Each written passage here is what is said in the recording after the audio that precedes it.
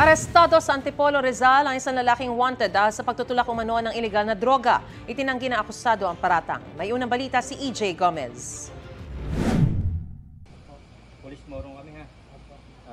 May warrant ka galing sa branch 158. Ito yung inutos ni Judge Mary Joyce Albaran Masangkay Trasballes sa section 5 ng Comprehensive Drugs Act of 2002. Matapos ang 5 taong pagtatago, nadakip na ng mga pulis ang 28 anyos na lalaking ito na inaakusahang nagbebenta ng ilegal na droga.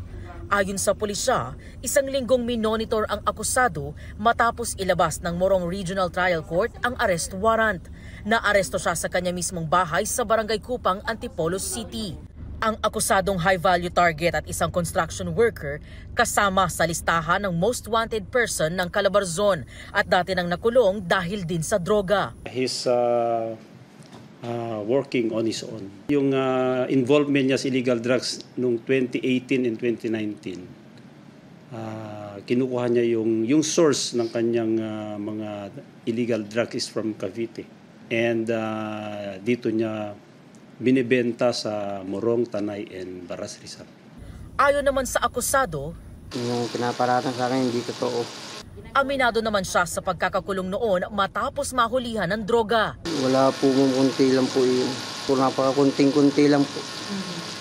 Yung alin po? Yung dating sa akin, hirap po sa buhay. Nasa custodial facility ng Morong Municipal Police Station ang akusado. Ito ang unang balita. EJ Gomez para sa GMA Integrated News. Gusto mo bang mauna sa mga balita? Mag-subscribe na sa GMA Integrated News sa YouTube at tumutok sa unang balita.